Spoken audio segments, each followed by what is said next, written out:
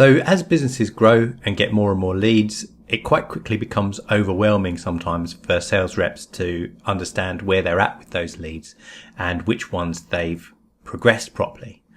And what you'll generally find is that there are different types of sales reps. Some will be super diligent and will hammer leads to death. And some will be perhaps not so diligent and make one or two phone calls and then put that lead in the bin.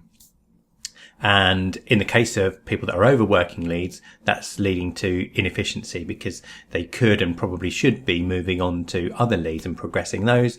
And for the sales reps that are maybe making less of an effort on leads, it means you're potentially wasting marketing budget that you've spent to bring those leads in. But the issue then is that how do we ensure that sales reps are taking a consistent approach to lead management? And sometimes what businesses will do is they'll start thinking about setting an internal expectation around the number of phone calls and emails that should be made on a lead before it's closed down. The difficulty is, how do you track that? How do you ensure that as a sales rep, I've made the required number of calls? And as a manager, how do I see whether or not my team are doing what's expected of them? And that's really not easy if you've got a load of leads in a list here. As a sales rep, it's quite hard for me to see, without going into the individual lead, what level of activities happened. And as a manager, it's difficult for me to do that as well. So I can't see that. And I can't manage the process without looking into those leads. So what sales engagement does is it effectively supercharges that process and gives you the tools to set out what's called a cadence. So a series of planned actions that each lead must follow. And there's a slightly different approach to how we progress those leads and take the activities on those leads. And I want to show you exactly how that works. In terms of the sales rep view, I've got a couple of new components on the lead list when I have sales engagement. Firstly, I've got a lead score, which tells me how likely that lead is to convert. And that will be based on standardized metrics for Salesforce out of the box. And as you convert more and more leads, it will be based on your data. So it's intelligent lead scoring. I've got engagement history, which will give me, and there isn't much on this one, but it will give me an at-a-glance view as to the number of emails and calls that have been made, and I can see which cadence the lead is in. When I go into the lead, I have this component which tells me how many calls have been made, how many emails have been sent, the number of replies I've got, the number of clicks on links in those emails, and email opens. So it's a much better way of seeing the level of engagement that has happened on that lead. And then what I've got is basically my next cadence step. So I can come in here, click on this call, make the call.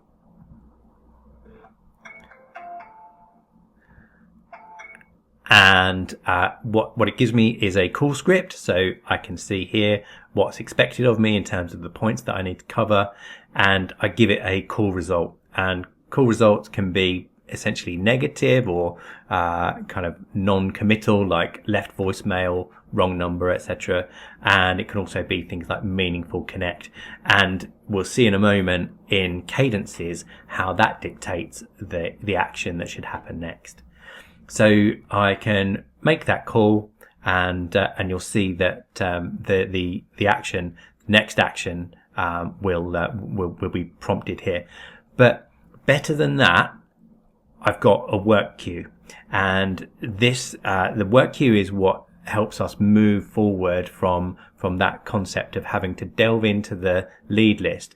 I come straight into the work queue, and it's the work queue that tells me what I need to do on a daily basis. So actually, I'm moving away from navigating in and out of leads in a list, and I'm coming here and I'm seeing what activities I've got to do on a particular day. So, and I can also see the different types of activity. And the reason that's helpful is because it allows me to start thinking about grouping those activities. So I might do all of my call ones in the morning and send all of my emails at lunchtime. But because those actions are broken down into different types, I can start to think about how I get into a flow of doing that particular activity, and I can just hit that button, make the call, and progress through that stuff. I can also see my lead score here as well, so I can prioritize those if I need to. I've got a feed which will tell me records that have been assigned to me, and activity feedback from emails, things like email opens, etc. So I'm moving away from this notion of trying to work out which lead I should be working on next to something that's essentially a co-pilot for me and tells me exactly what I need to do when I need to do it. So next up is Cadence Builder. And what Cadence Builder does is it allows me to build a proper strategy around engagement. And the cadences can work for leads and contacts. So it can work at the lead stage or once you've got opportunities set out. And what you would do when you build a cadence is think about, okay, what are my actions? So on day one, maybe I want a call. I can use a call script if I want to determine what needs to be said in that call script. So don't have to give a complete scripted approach, but it'll be points for the sales rep to cover during that call. And I'm going to say, okay, call one needs to happen on day one, or as soon as the lead is assigned to the cadence. And then I might have an evaluation module. So I'm going to be looking to see, did I leave a voicemail? Was the connection unsuccessful? Did they tell me they're not interested? Or was it a meaningful connection? Did I speak to the right person? Did I have a meaningful conversation that's going to drive that business forward? And I can create different branches based on what happens next. On the yes branch, I can add in a screen flow, which allows me to very quickly update multiple fields on the lead and determine actually what your reps should be adding in terms of data. If it's not a meaningful connect, I might add another evaluation statement to say, okay, did I leave a voicemail? Great. If I did that, then I'm going to add call to, and I'm going to do that 8 hours after. And then after that, I'm going to add maybe an email, and that could be, for email, it could be an automated send, which means I'm using a particular template and I'm fully automating the send of that email. Or it could be a manual send. And for manual sends, that's still going to prompt me with a template. But as a sales rep, I've got the option of editing that template before it gets sent. And again, I can specify when that's going to be sent. So lots and lots of flexibility when I'm building out a cadence. And what it means is, rather than just leaving it to kind of a general expectation in the business, or worse still, leaving it up to the individual sales reps to decide, what I've got is a proper outbound strategy with guidance as to when those actions should happen. And it's called a cadence for a reason. If you make a call on the first day, and you forget for 2 weeks to make your second call, that lead is probably going to be dead.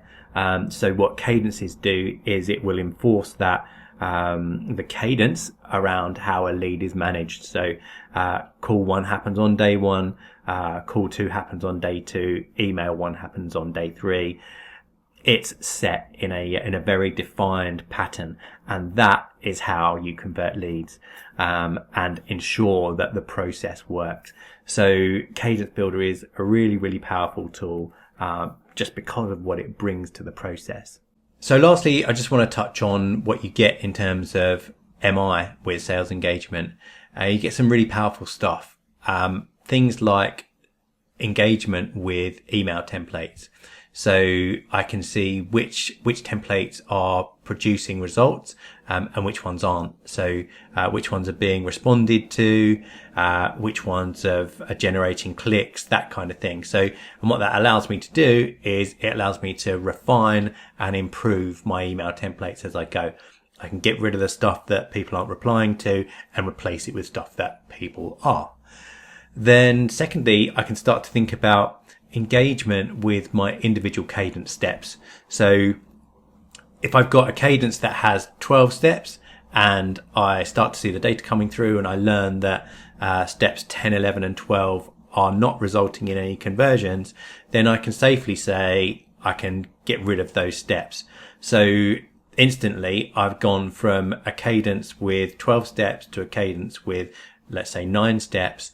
And I've cut the workload for the team massively. And it was workload that wasn't garnering any results anyway. So why not do it? So it's about looking at the cadence results and understanding them and iteratively changing the cadence over time so that you become more efficient at converting leads. So this MI is really helpful in terms of seeing what's going on, but it's also really key in terms of continuous improvement of those cadences and building better, efficient processes and better content.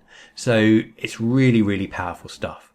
So just to recap, sales engagement is about giving your reps the tools that they need to do the job properly. You're moving away from lead lists where you've got hundreds of leads and into a process where I've got a work queue that clearly tells me what I need to do next. You're also moving away from a situation where you might have leads that aren't getting followed up or are getting followed up, but it's taking too long and the leads get wasted, to a process where I've got a really defined outbound lead management process, and I'm hammering through those leads as quickly as possible in a defined process. As a manager, it also gives me the oversight of that process. It allows me to see which templates are working, which call scripts are working, which cadences are working, and it allows me to refine those over time to a point where I have a really efficient and effective outbound lead process.